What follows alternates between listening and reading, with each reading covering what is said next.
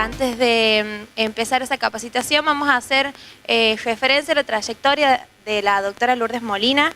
Ella es licenciada en Psicología, doctora en Ciencias Penales, cofundadora y presidenta de la Asociación Civil Sin Fines de Lucro Nuestras Manos, que es una ONG dedicada a temas de violencia y otras situaciones traumáticas, y esto lo realiza desde el año 1995. Cumplió diversas funciones en la Secretaría Nacional de Niñez, Adolescencia y Familia, organismo dependiente del Ministerio de Desarrollo Social de la Nación Argentina desde el año 1988.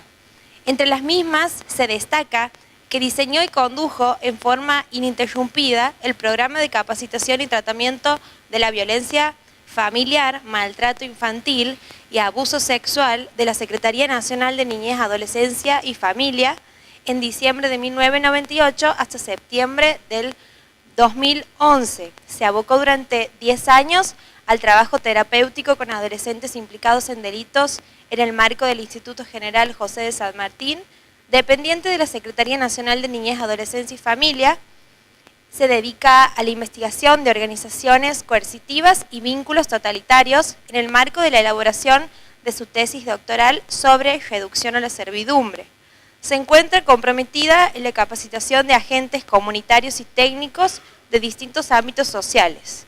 Viene dictando seminarios, cursos y entrenamientos en temas de su especialidad y participando en congresos, jornadas del ámbito nacional e internacional. La doctora Lourdes Molina es autora de 3 libros: Explotación Sexual, Evaluación y Tratamiento, con colaboraciones de Alejandra Barbich, Marta Fontela, Diego Tedeschi y José Luis Sachenbach. Adolescentes implicados en ofensas sexuales, en coautoría con Alejandra Barbich, con colaboración en anexos, films de Diego Tedeschi. Este libro fue reconocido de interés social y cultural por la legislatura de la Ciudad Autónoma de Buenos Aires en el 2009. Otro de sus libros, Maltrato Infanto-Juvenil, Evaluación y Toma de Decisiones, en coautoría con Alejandra Barbich, con colaboraciones de Elena Santa Cruz y Diego Tedeschi. Ha dictado entrenamientos y capacitaciones en varias provincias de la República Argentina, en las cuales participaban actores de diversos ámbitos, como así también distintas localidades: Buenos Aires, Catamarca, Ciudad Autónoma de Buenos Aires, Chubut, Córdoba, Corrientes, Entre Ríos, Jujuy, La Pampa, Misiones, Neuquén, Río Negro, San Juan, Santa Cruz y Santiago del Estero. Cabe destacar que esto es un breve resumen, y ahora sí le vamos a dar la palabra a la doctora. Bueno, muchas gracias por la presentación, que además queda filmada ahora. Bien, están filmando. Gracias. A ver, este es un segundo momento de encuentro, para algunas personas es el primero, ¿no? Para que se entienda la lógica de cómo vamos a trabajar estos 2 días, ustedes los recibieron en el programa. Hoy va a ser una parte más teórica, ordenada, ¿sí? Que de alguna manera lo que busca es integrar algunas cuestiones que dejamos traslucir en el encuentro anterior, pero ya vamos a entrar en lo nodal de las develaciones del abuso sexual y de las herramientas a la hora de la evaluación de niños, niñas, adolescentes, en particular porque es una herramienta más en la Cámara GESEL.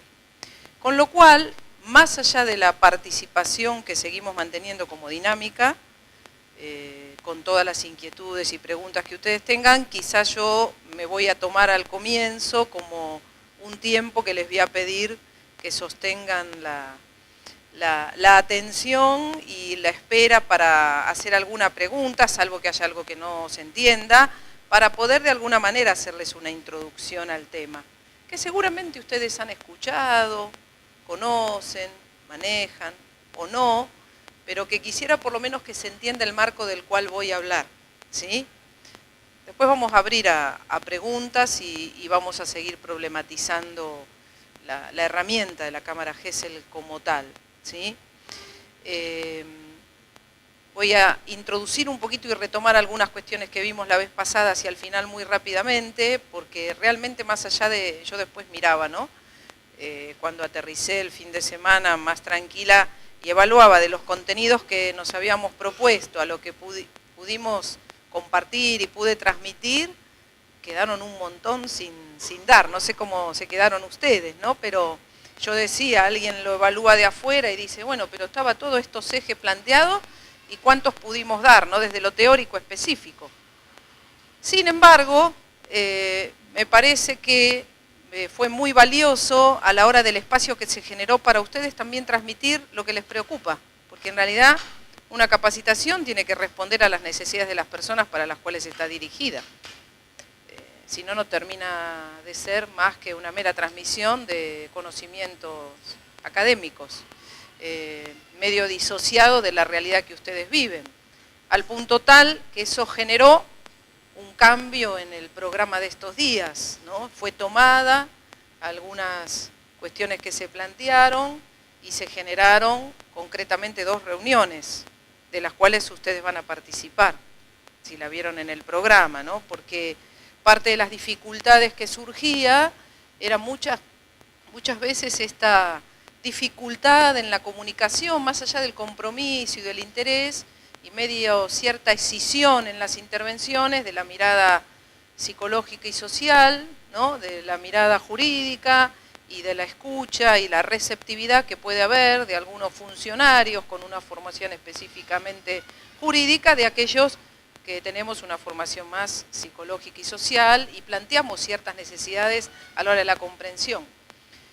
Y si hay algo que me parece que es muy rico en estos espacios, es que si estos espacios sirven para generar puentes y que podamos intervenir mejor, y me parece que ese es un objetivo, que no era el objetivo inicial del espacio de capacitación, pero diría que parece el objetivo más importante. Con lo cual, también tenemos el desafío de que cuando tengamos esas reuniones, que esas no van a ser filmadas, obviamente, aunque se haya contratado, no se van a filmar esas reuniones, ese es un pedido mío, que se pueda decir lo que uno tenga que decir y después lo evaluaremos también juntas y juntos, porque yo vengo una tercera vez, ¿no? Me van a tener que aguantar una tercera vez. Para ver qué ajustes tendríamos que hacer, qué tendríamos que mejorar, dónde están los puntos, por favor, adelante, los puntos más débiles a la hora de la comunicación y de la intervención. Entonces, esos 2 momentos con los funcionarios del Poder Judicial y con los otros organismos que deberían estar involucrados en la intervención, me parece que son claves en estos 2 días, ¿sí? Yo preparé un poquito para esos 2 momentos 2 pequeños power disparadores, ¿no? Como para de alguna manera guiar un poquito el debate y poder tener como una mirada superadora y no quedarnos solamente en las meras declamaciones y transmisiones de malestares, sino buscar alternativas de solución, ¿sí? Porque el riesgo a veces de ese tipo de reuniones es que, lejos de construir puentes, nos alejamos, ¿no? Entonces, que sean operativas y que nos ayuden a construir puentes, ¿no? En la medida que se pueda. Bien, hecha toda esta larga introducción, vamos a entrar en algunas cuestiones muy rápidas de repaso. Fíjense que cuando hablamos de cámara GESEL, hablamos de testimonios de niños, niñas, adolescentes, hablamos de entrevistas, entramos con las herramientas claves para la hora de acompañar a niños traumatizados o con sospecha de estar traumatizados en contexto de abuso sexual infantil, que tiene que ver, una herramienta es la entrevista, otra herramienta es la cámara GESEL, y la entrevista es en cámara GESEL, y otra es específicamente la evaluación que se pueda hacer psicológica o social de un niño, niña, adolescente y su contexto familiar. Esa ya no en cámara GESEL. La vez pasada vimos un poquito, muy por arriba, cuestiones vinculadas a abuso sexual, ¿se acuerdan? Vimos algunos indicadores muy rápido, no sé si demasiado rápido, eso díganmelo ustedes, porque como también pretendimos hacer como un ejercicio a la hora que ustedes pudieran problematizar alguna situación en particular, ¿no? Y pensarla, quizás fue como muy rápido el tema de indicadores, ¿no? Y se les dio algunas pistas a la hora del informe.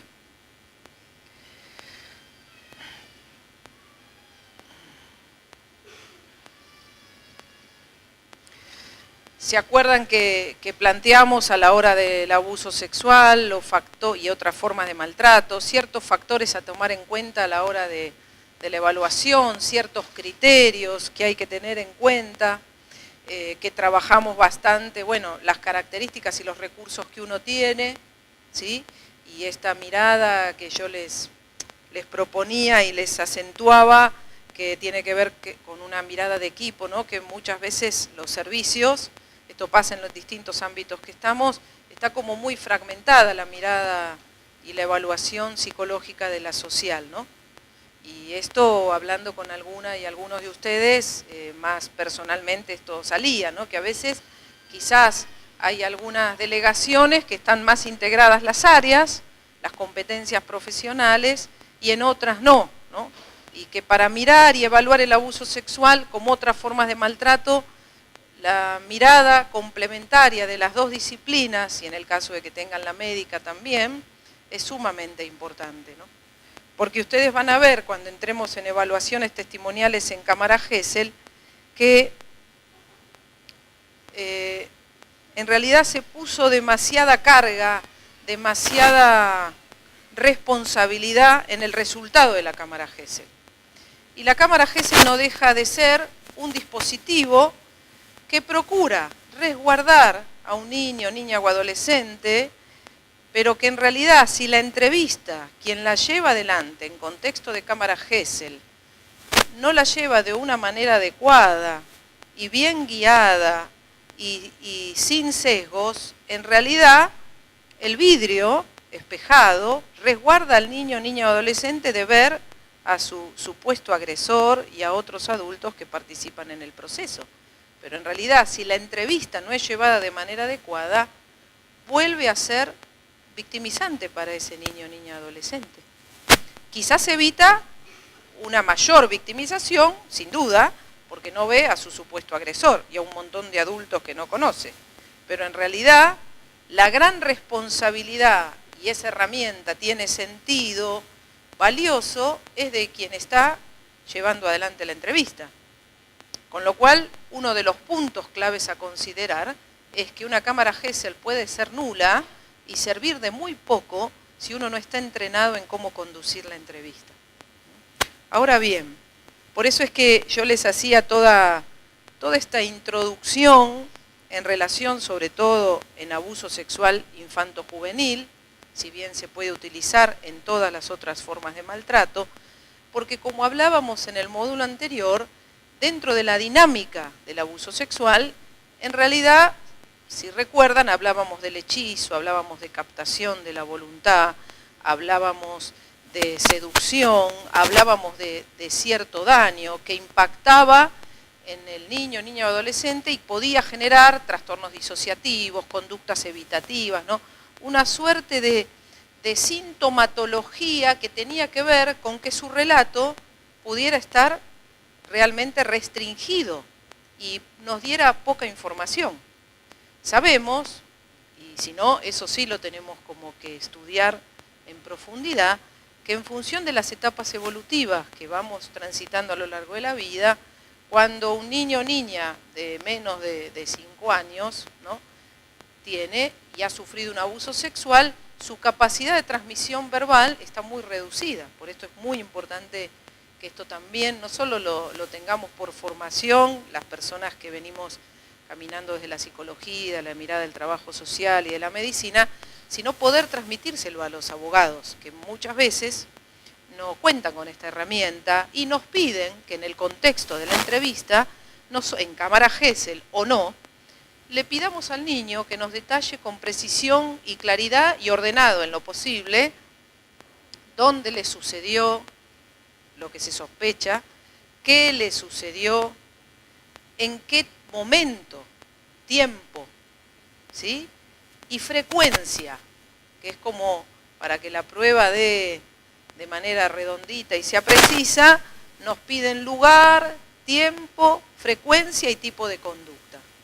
Y quienes se dedican y nos dedicamos a niños, niñas y adolescentes, y en particular en niños pequeños, sabemos que por la etapa evolutiva que atraviesan, ellos no tienen la capacidad de poder decirnos ni los tiempos ni la frecuencia. Cuando son muy pequeños ni siquiera distinguen muy bien el día de la noche, ¿verdad? Entonces esto, y aprovechando que queda grabado y filmado, y esto lo vamos a acentuar, hay que poder entender que requerir este tipo de validación en contexto de cámara Gesell es algo que no es pertinente, y si algún profesional del derecho considera que esto es determinante a la hora de la prueba, o tendrá que estudiar más psicología y etapas evolutivas, o tendrá que revisar si su interés no es tendencioso, ¿no? A la hora de saber que pedir eso en un niño de corta edad no lo va a poder dar, y eso va a tener como consecuencia que no pueda ser muy claro en la conducta, ¿no?, que padeció. A la tarde, cuando nos estemos reuniendo con personal de magistrados de justicia, yo pensé en dar algunos de los modelos de lo que es el modelo de traumatización y cómo impacta en la información, y otros modelos asociados a la disociación, que es lo que hace que muchas veces, más allá de la edad, porque alguno dice, bueno, muy bien, un niño tiene hasta 5 años, puede ser su relato muy pobre, con poca información, pero bueno, un adolescente, una puber, puede ser muy clara ya en su relato. Podría ser, hipotéticamente, siempre y cuando las consecuencias del abuso sexual no le hayan generado un daño en relación a los mecanismos defensivos operantes. Porque recuerdan que cuando hablábamos de indicadores, vamos a pasarlos como muy despacito,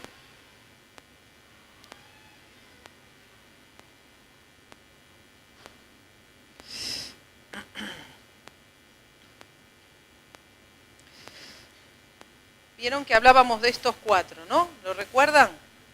Bueno, que este es un modelo muy útil no solo para explicar el abuso sexual, sino también la explotación sexual, ¿sí?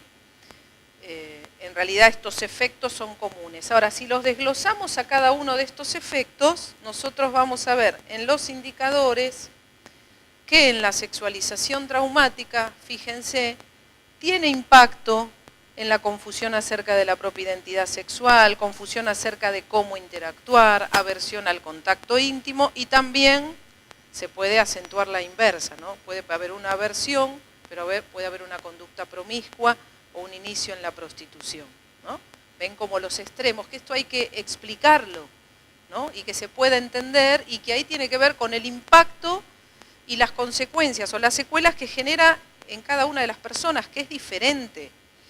Uno muchas veces tiene que explicar la importancia de la singularidad, ¿no?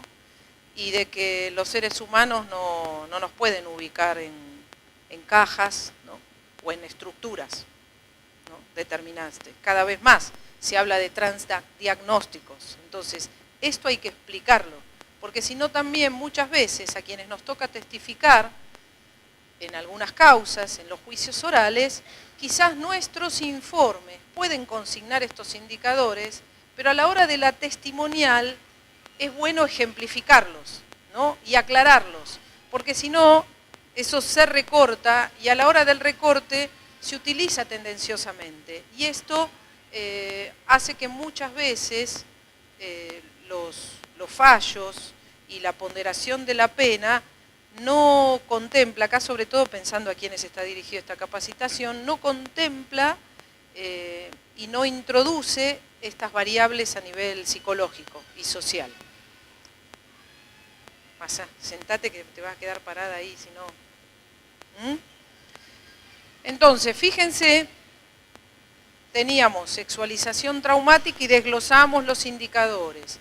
Cuando hablamos de traición o sentimiento inclusive de ineficacia, fíjense que tiene que ver en el impacto psicológico, y ahí aparece la depresión, la dependencia extrema, el enojo, la rabia, la hostilidad, que muchas veces está dirigida hacia sí, ¿no? Con conductas autolesivas o hacia otros, ¿no? Por eso a veces muchas personas que han sufrido abuso sexual se pueden volver también muy hostiles hacia otras personas, ¿no? Y tener conductas violentas. En este punto quiero detenerme porque muchas veces se minimiza el relato o la denuncia de un adolescente, ¿no? Desde las instancias judiciales, porque se hace un recorte de la conducta, ¿no? Porque es muy promiscua, está en prostitución, o es violenta, o se alcoholiza, ¿no? Entonces en adolescentes se minimiza o no se considera su declaración. Y no se dan cuenta que esto tiene que ver con las consecuencias del abuso sexual, que muchas veces no es ocasional, si bien se devela cuando tiene 12, 13, 14 o 15 años, sino que suele ser crónico y venir desde una edad muy temprana. Ustedes saben, como yo, quizás otros no, pero nosotros sí, los que estamos con esta mirada más social, que la mayoría de las víctimas no es una víctima circunstancial, ni es extrafamiliar, es intrafamiliar y es crónica. Y en general viene sucediéndole varios años. Entonces una pregunta que siempre nos hacen cuando testificamos o cuando hablamos con algún abogado es, bueno, pero ¿por qué no lo dijo antes? ¿Por qué esperó a la adolescencia, verdad?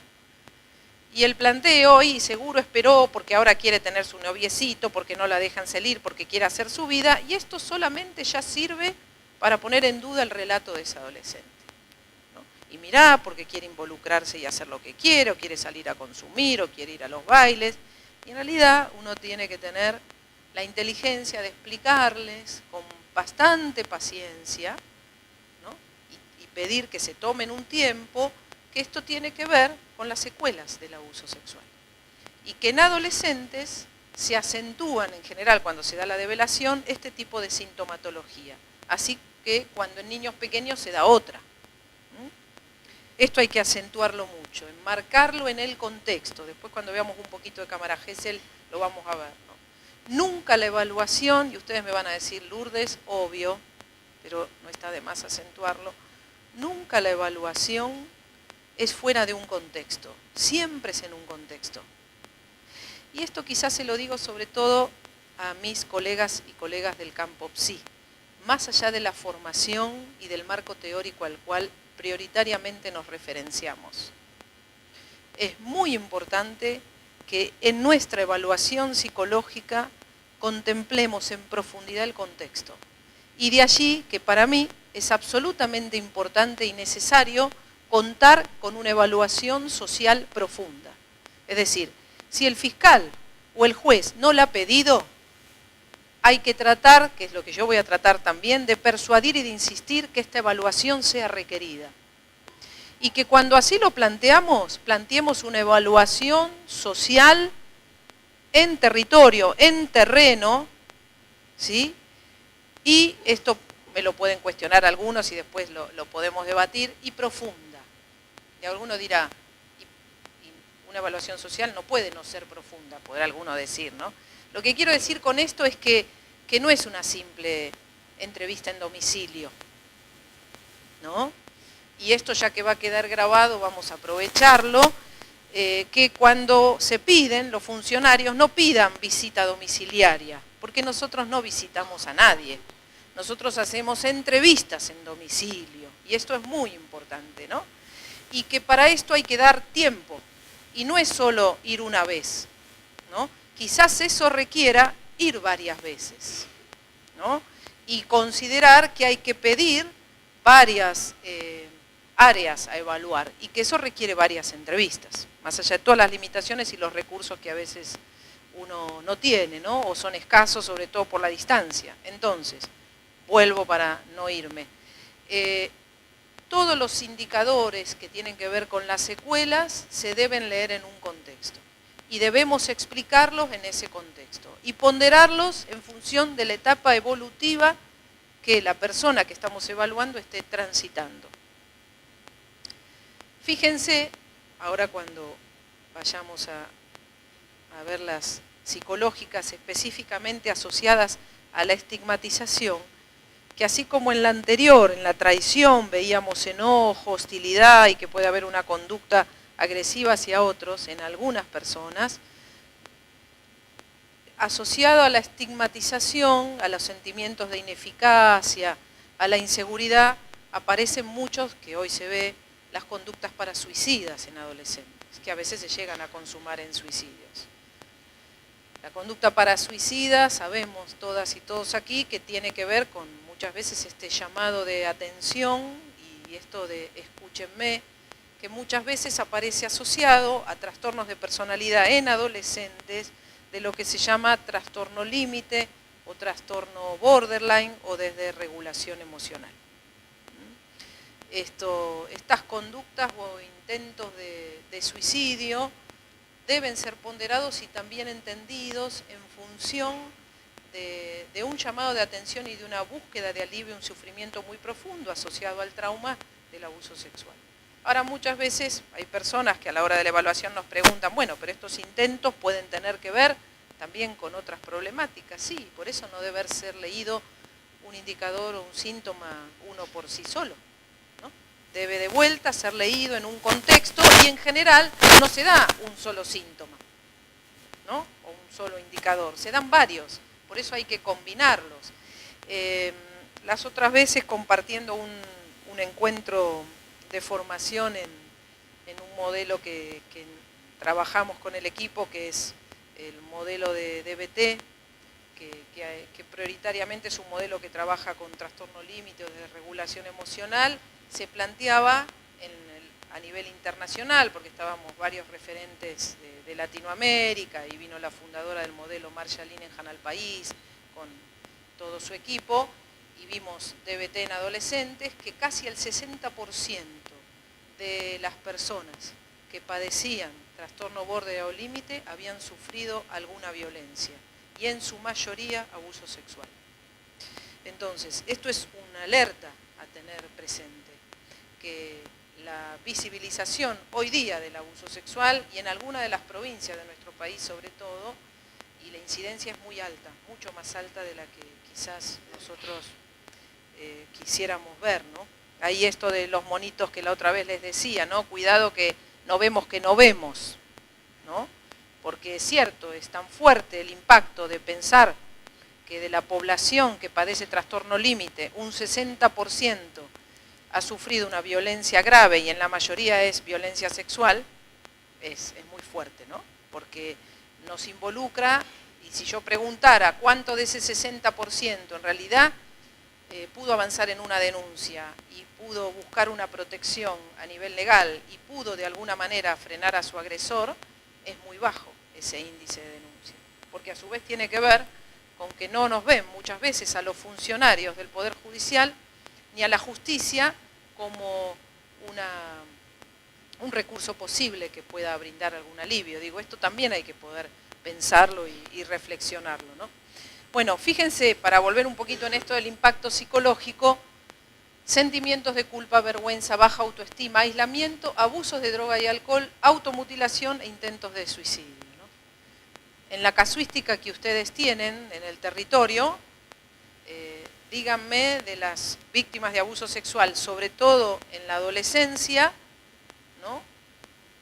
¿Cuántas han tenido algunos de estos indicadores? Quizá la mayoría, ¿no? La mayoría. Combinado con conductas de promiscuidad, cuando son adolescentes, ¿no? Y cómo ellos, si alguno llegó a participar o fue llamado a dar testimonio en algún juicio oral, no sé si ustedes han transitado esa experiencia, cómo eso en alguna medida pone en duda el relato, la misma secuela pone en duda el relato de ese adolescente, para muchos funcionarios en los tribunales, ¿no?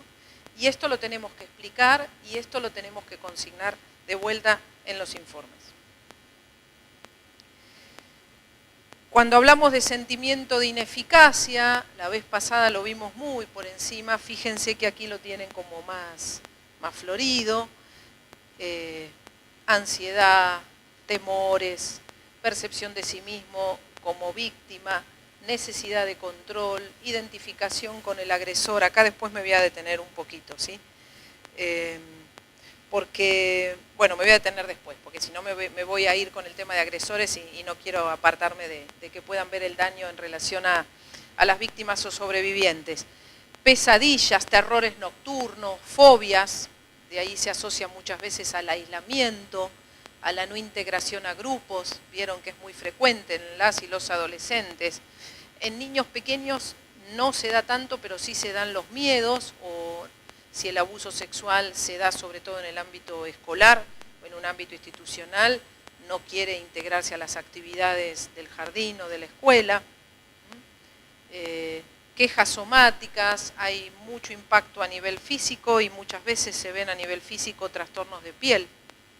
Quizás un niño no fue violado, no fue penetrado, entonces no hay indicadores físicos, ustedes lo saben, ¿sí? Pero sí vemos sintomatología no específica del abuso sexual, pero que sí aparece en la casuística, como puede ser trastornos de piel o trastornos gástricos tempranos en niños. Entonces, esto tenemos que transmitirlo en el informe, porque si no, muchas veces los funcionarios y los jueces y demás entienden, bueno, no hay indicadores de abuso porque el médico, el pediatra lo revisó y no hay indicadores de abuso.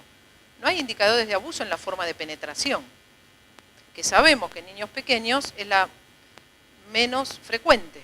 Entonces, esto también lo tenemos que explicar, pero puede haber otros indicadores, ¿no? Entonces, desde ahí es que nos tenemos que detener a buscar si hay trastornos de piel, si hay problemas gástricos, asociarlos a la angustia, a los terrores nocturnos, a los miedos. Está bien, alguno podrá decir, los niños muchas veces tienen miedo.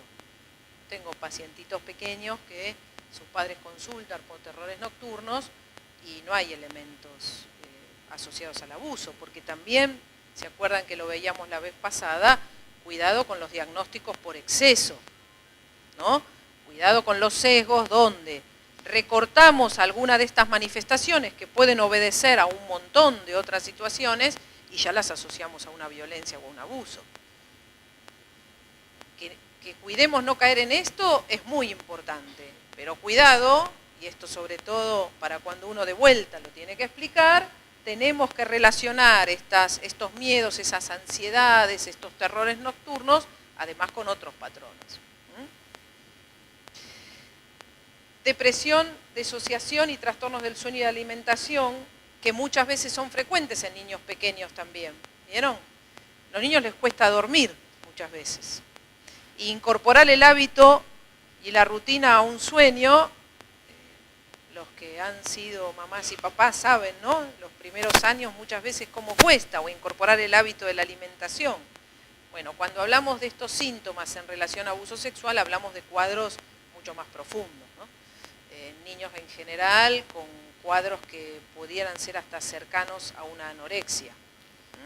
Hoy estamos viendo con mucha alarma cuadros de trastornos de alimentación grave en niños pequeños, ¿no? Que no es si come o no come carne o alguna verdura, es algo como mucho más grave de rechazo a la comida, ¿no?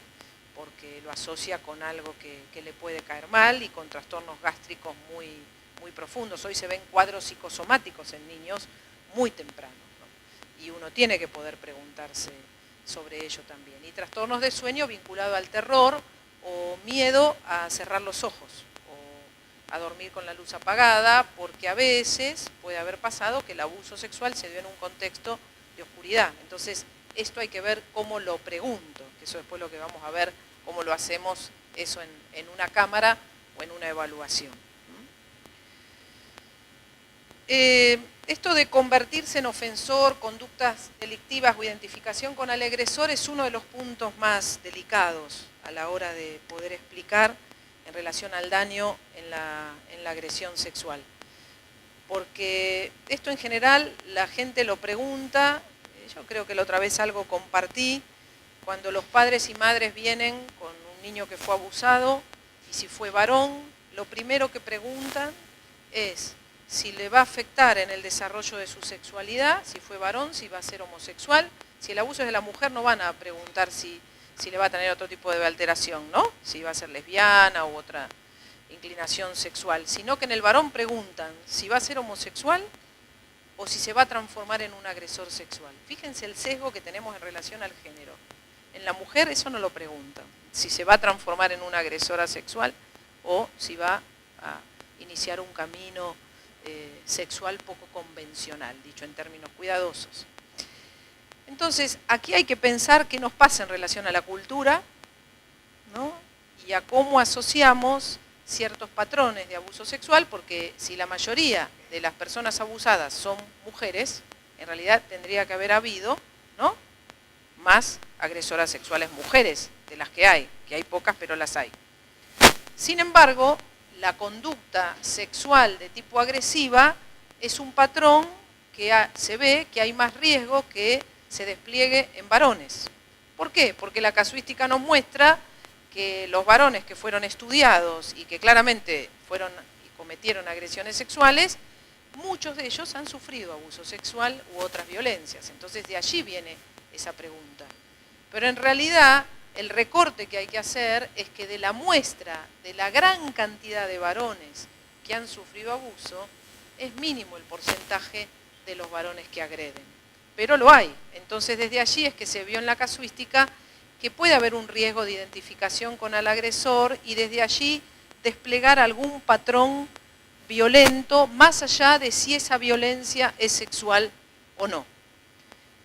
Los otros días, ya hace 2 meses, me convocaron en el gobierno de la provincia, vamos a hacerla ya la semana que viene, en todo el territorio, están viendo con mucha preocupación que el mayor porcentaje de varones involucrados en delitos, detenidos en instituciones, varones de 16 años en adelante, la gran mayoría, además del delito o la violencia hacia las cosas o las personas, está asociado a un delito sexual. Y ven con gran preocupación que hay mucha correspondencia entre la violencia en general y la violencia sexual en particular. Y claro, se empezaron a preguntar, bueno, ¿qué hacer con estos chicos? Si requerían un tratamiento específico o no. Porque a su vez, para saber qué hacer o qué tratamiento a darle, también tenemos que ver, bueno, ¿qué les ha pasado? ¿Qué han sufrido? ¿No? Y si el tratamiento a darle requiere de ser un tratamiento específico y especializado o no. Bueno, ahí lo que estamos viendo es que en realidad muchos de esos chicos que corren riesgo quizás de agresores sexuales, seguramente vamos a trabajar primero en la muestra, en los antecedentes, en sus historias, han sufrido algún tipo de violencia. Y para ello, bueno, hay algunos indicadores a tomar, hay algunos instrumentos específicos que en el módulo siguiente podemos ver cuando nos detengamos un poquito en temas de violencia de género, evaluemos un poquito y distingamos los perfiles de agresores violentos y psicológicos, físicos y psicológicos, perdón, o los violentos sexuales. Pero lo que es importante ver que claramente están en los antecedentes y que tiene que ver con el daño, ¿sí? Pero que la mayoría de las personas que han sufrido abuso sexual no cometen luego ofensas sexuales. Sí es parte del daño, pero no lo cometen. Bien, entramos en cámara Gesell. Como decíamos hace un ratito, la cámara Gesell es una herramienta más, entre otras. Y esto es importante tenerlo presente. Una herramienta más, ni la única ni la mejor, una más.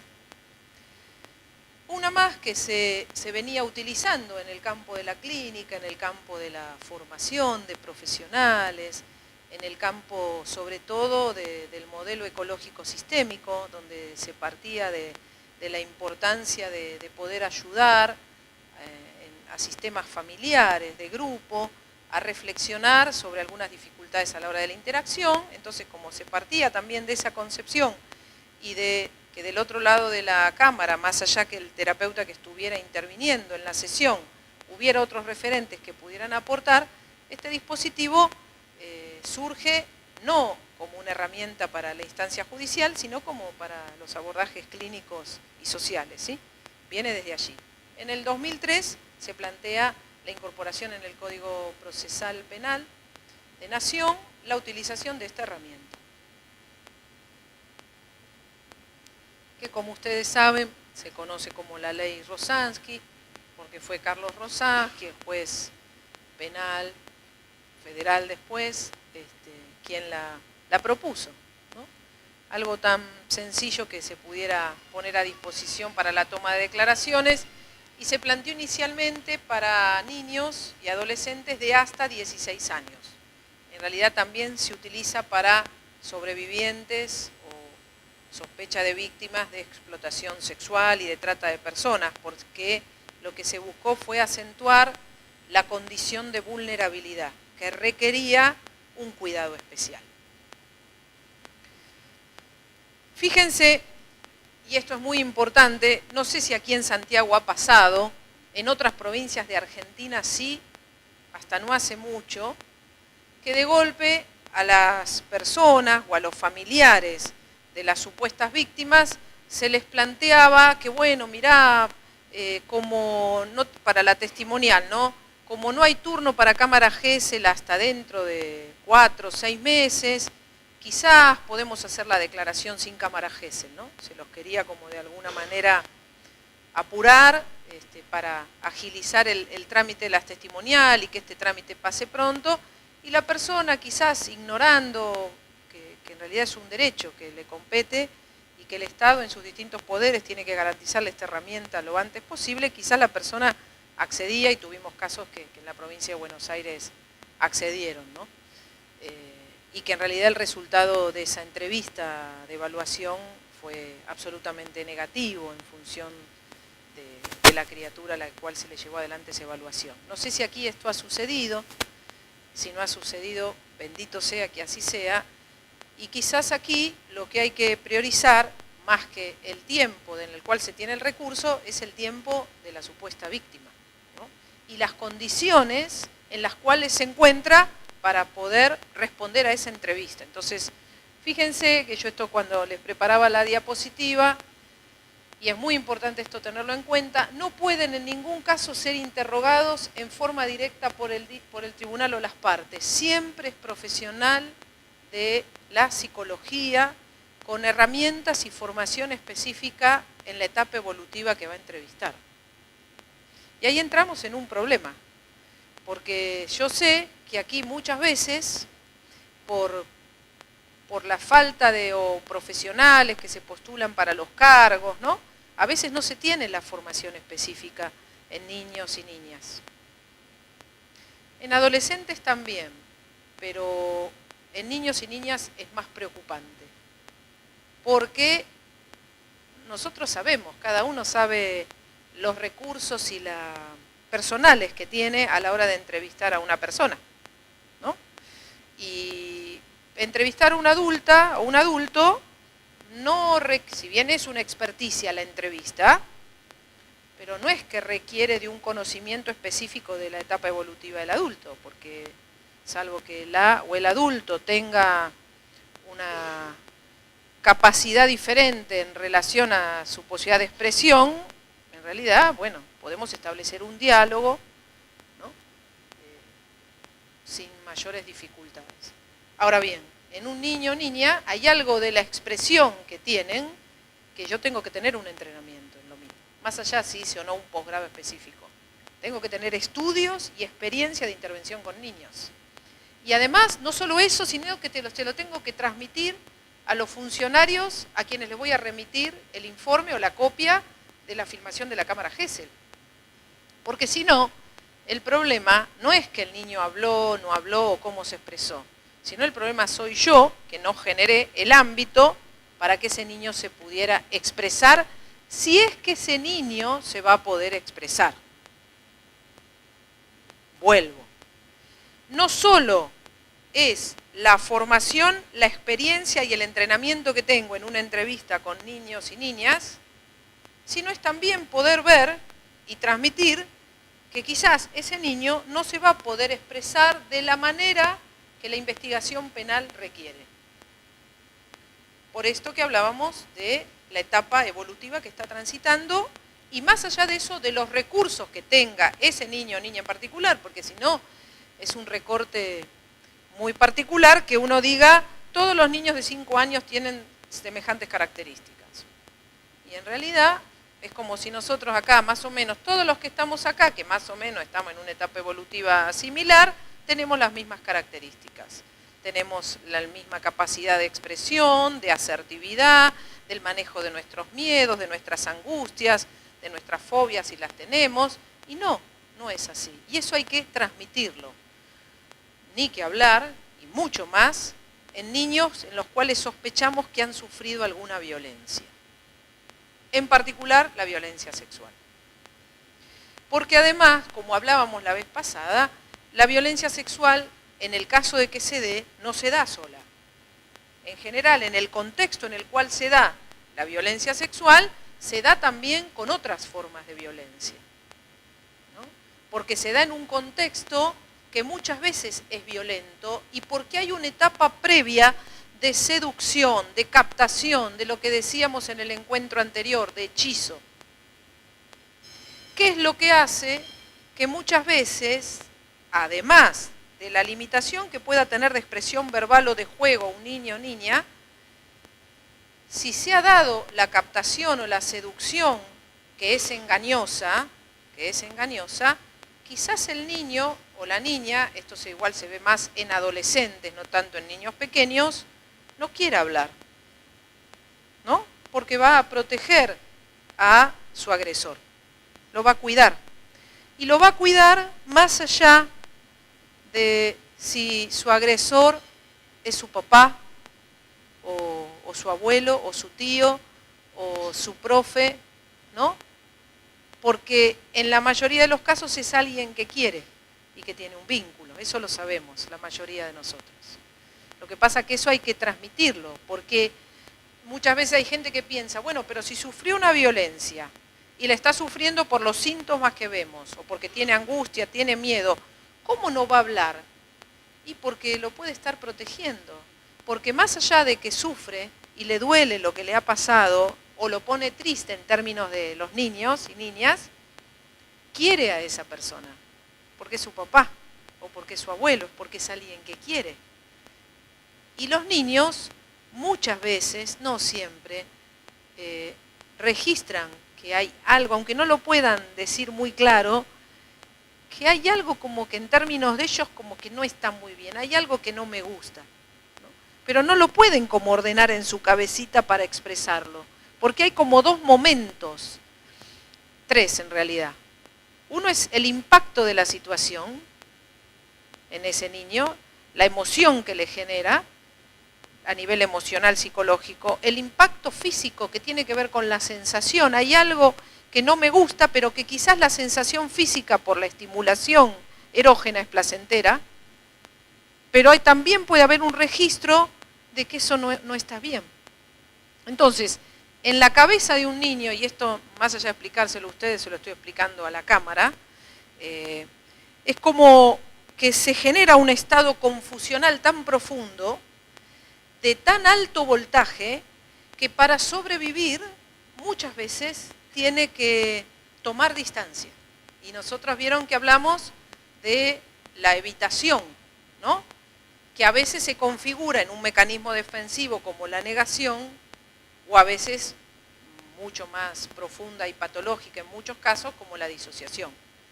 ¿Qué hace? Que impacte en la memoria de ese niño o niña y que pueda haber, que puede ser una memoria parcial o puede ser una memoria total, que pueda haber una anulación de ese recuerdo por mucho tiempo, ¿no?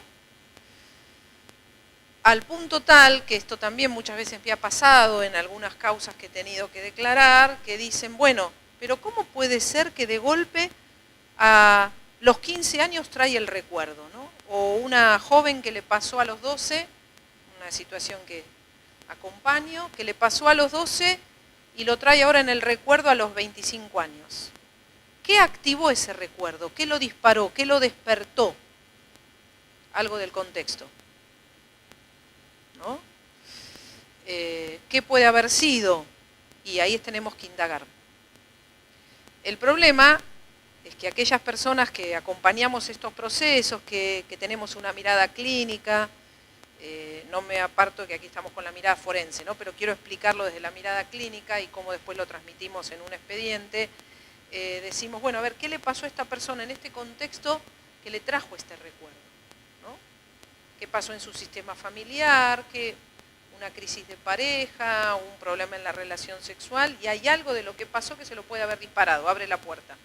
Irrumpe el recuerdo y empieza en una cadena asociativa a traer recuerdos. O esto de que muchas veces aparece, es borroso, tengo un recuerdo borroso que me vino en el sueño que no sé si pasó o no, ¿no? Y uno ahí como terapeuta empieza a hacer todo un trabajito, ¿no? Despacito, sin inducir, que esto hay que tenerlo muy presente, cuidando, digo, porque a veces nos puede pasar que cuando uno tiene un compromiso muy fuerte en una problemática y se dedica mucho a ciertos temas, uno puede tener una tendencia sesgada a enseguida todo interpretarlo, aún en la clínica, como abuso sexual, ¿no? Ahora, sin caer en este exceso, cuidado de no ver las evidencias, porque en ese contexto, para algunas personas entendemos que lo que no se devela y se trae a la luz nos impide desarrollarnos más sanamente, nos restringe la posibilidad de libertad y de expresión. Entonces, yo tengo esa convicción personal, respetando y entendiendo el proceso que haga la persona, porque vieron que pasa a veces en adultos, que a uno en contexto terapéutico les dicen, no, yo quiero llegar hasta acá, ¿no? Y uno que tiene la convicción de querer acompañar la vida y que la persona pueda encontrar cierto alivio a ciertos síntomas que tiene, pero que no sabe por qué, pero los tiene, y de golpe uno empieza a ver la correspondencia con un patrón abusivo y empieza a preguntar en la familia, ¿no? Y empieza a ver indicadores, pero puede pasar que la persona diga, hasta acá. Y eso uno también lo tiene que respetar, y también lo tendría que respetar, y acá entro en un tema complejo acá, en el contexto de una investigación, ¿no? Ahora bien, cuando son adultos, cuando son menores no. Ahora, también es cierto que cuando son menores de edad, es muy difícil cómo acompañamos el proceso, hacemos las evaluaciones, y acá la responsabilidad que tenemos quienes estamos aquí, en esta mañana, es de hacer la evaluación de la manera más cuidadosa y ajustada al procedimiento, que habilite la palabra, pero que respete también el tiempo de la persona y de su familia cuando es menor de edad y la familia no está involucrada en la victimización. Porque una vez se dice, bueno, vamos a respetar lo que la familia quiera. Claro, pero si en la familia está el sospechado de ser el agresor o la agresora sexual, ahí no podemos respetar lo que la familia quiera porque la familia está involucrada en la violencia sexual. Pero quizás el niño o la niña nos pide un tiempo. Y eso también tenemos que tener un timing para entenderlo, ¿no? Y respetarlo. Entonces, vuelvo. No pueden en ningún caso ser interrogados en forma directa por el tribunal o las partes, siempre por un profesional entrenado en cuestiones de infancia.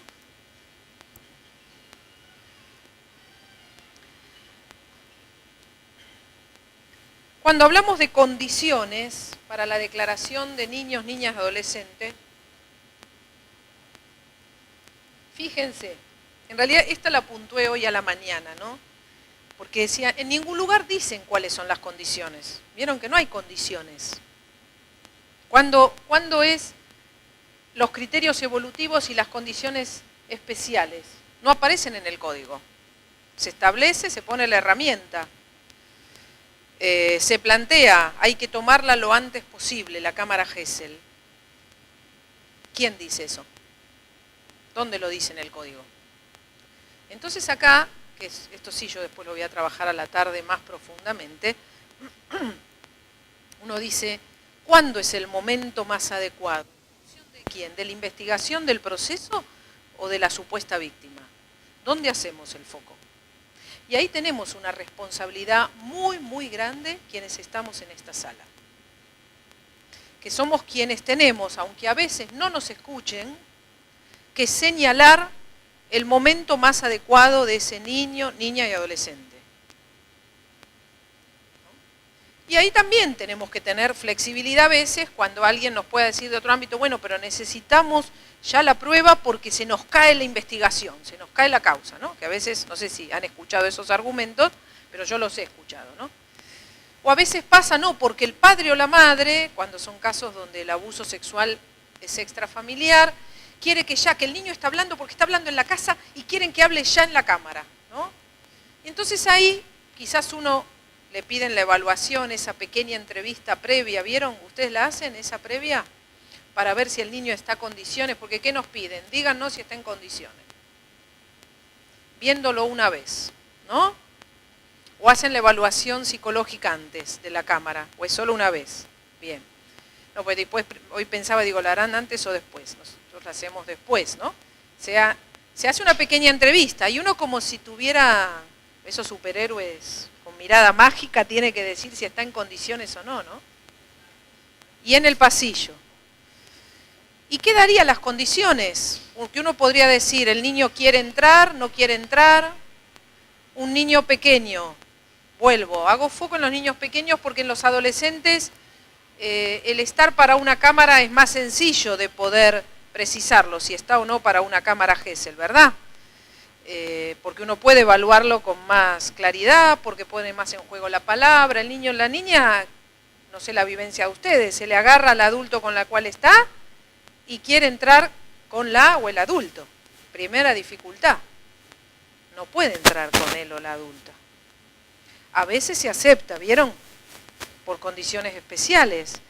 Pero como yo siempre les digo, sobre todo a las personas que no vienen con la formación psicosocial, ¿no? Y que tienen conocimientos con niños, ¿vos entrarías a un lugar con alguien que no conoces? ¿O que conociste media hora antes? Un lugar que tiene un espejo, está bien, que es mejor que no tuviera espejo y que estuvieras en la sala de audiencias, no digo que no es mejor, pero que tiene un espejo y vas a hablar con una señora o un señor que quizás tiene o no juguetes, porque también es importante que tengan juguetes, ¿no? Que haya recursos y que desde el Estado, en el Poder Judicial, se pongan recursos lúdicos acorde a ese niño o niña. Porque además uno también preguntaría, ¿no? Algo que creo que es clave, que todos pregunten antes de ese día que se va a hacer la testimonial, o se va a intentar hacer esa testimonial, esa entrevista. ¿Alguien le preguntó a esos adultos con los cuales está el niño a qué le gusta jugar? ¿Qué le gusta hacer? Si le gusta dibujar, si le gusta jugar con los autitos, con muñequitas. ¿Alguien le preguntó? ¿Sabe lo que le gusta? ¿Hay tiempo en ese marco de entrevista que se va a hacer en cámara Gesell para que el niño a la hora de establecer vínculo pueda jugar un poquito? Y acá se empiezan a dividir las aguas en las líneas de entrevista en contexto de cámara Gesell, ¿eh? Porque algunas personas plantean que, bueno, que hay que entrar directo y hablar del tema. Porque si no el niño se puede dispersar, es cierto, porque no se puede alargar mucho la cámara, porque la cámara, algunos dicen, tiene que ser una. Bueno, a ver, yo les voy a transmitir mi experiencia, que es una experiencia, no es la única y hay otras que son diferentes, por eso les hago todas estas particularidades. Si quieren, para dejarlo en claro, con una profesional que ha optado en la vida por acompañar fuertemente de la cuestión clínica, con mucha formación en lo forense, por la experiencia y demás, pero que elijo el acompañamiento desde la clínica, ¿no? Entonces yo soy una convencida que para que una cámara Gesell tenga un sentido, sea fecunda y reduzca los niveles de victimización de un niño, antes tengo que haber tenido alguna entrevista con los adultos que los cuidan y preguntarle de los intereses de ese niño, de qué le gusta, ¿no? ¿Qué le interesa? Y buscar alguno de esos intereses, que no lo disperse mucho, y que esté adentro de la cámara a la hora de la entrevista, para generar un vínculo. Porque a mí no me preocupa si en una sola entrevista el niño no habla, porque de última yo pido una segunda, hoy se habla más de esto, que no necesariamente la cámara Gesell tiene que ser una, ¿no? Porque hoy se está empezando a entender que para que un niño se exprese, no estoy, insisto y remarco, estoy recortando la etapa evolutiva primera infancia, que es la más compleja, que es la que la mayoría le cuesta evaluar y demás, para que un niño se exprese yo tengo que darle tiempo. Y tengo que dedicarle tiempo a esa entrevista, porque los tiempos no son los tiempos de los abogados que juntan la prueba, para un lado o para el otro, sino los tiempos son los tiempos de ese niño, que es el que está poniendo en juego una vez más su cuerpo, sus emociones, ¿no? Entonces yo tengo que tener preparada la cámara las herramientas para que ese niño se exprese. Y si él me marca huella, sus tiempos, de que hoy se quiere expresar hasta acá, yo tengo que poder tener la autoridad, la potestad, la capacidad y la sensibilidad empática de saber parar esa cámara Gesell, suspenderla y plantear una nueva entrevista en contexto de cámara Gesell.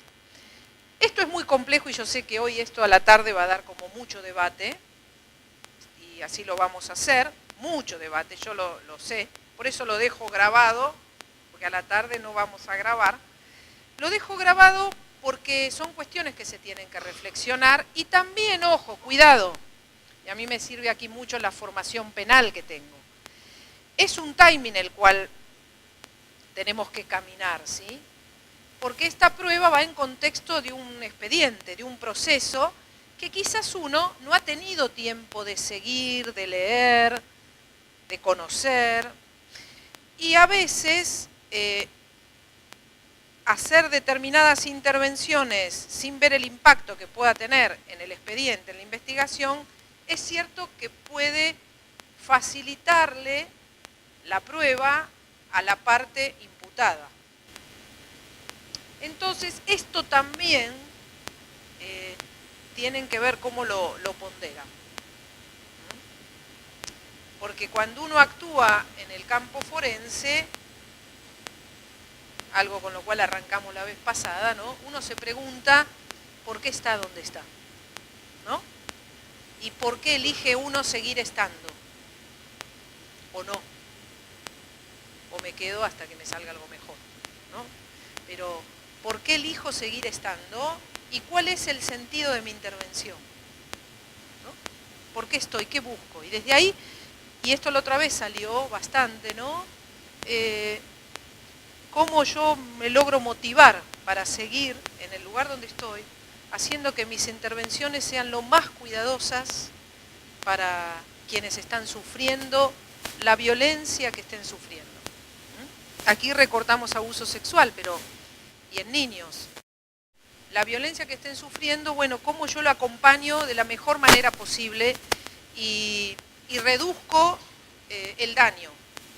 Los otros días me transmitían una situación que me pedían una supervisión. Habían citado a las 9 de la mañana para una cámara Gesell a una familia con un niño pequeño y después de 3 horas pretendían evaluar ese niño. Eso no se hace, eso no se hace. Y no hay justificativo para hacer eso. Cuando ya se ve que se va a retrasar, se lo hace volver a donde tenga que volver y se ve cuando se lo cita. Porque después de 3 horas, tomar una cámara Gesell a un niño y un niño pequeño no tiene muy poco valor. Ahora, es cierto que muchas veces las partes que inciden en el proceso generan o piden medidas que hacen que se retrasen ciertas acciones, eso uno lo sabe, pero lo que hay que considerar es el impacto del tiempo en el psiquismo y en el cuerpo de un niño, ¿no? Que tiene que ver con el cansancio, con su dispersión, con el malestar. Pensar que esa cámara Gesell va a producir algo, algún resultado, después de 3 horas de estar esperando en un pasillo, aunque esté con alguien de cuidado, aunque le demos algo para tomar, es conocer muy poco de psicología infantil. Bien. Entonces, cuando decimos, esperen que me fijo, porque hablando de tiempo, yo hablo y no me doy cuenta del tiempo. Cuando decimos, ¿quién dice cuándo son las condiciones y los tiempos? Y en realidad los deberíamos decir los profesionales del campo de la mirada psicológica y social. Y deberíamos decirlo en nuestros informes con fundamento. Acá entramos en otro tema.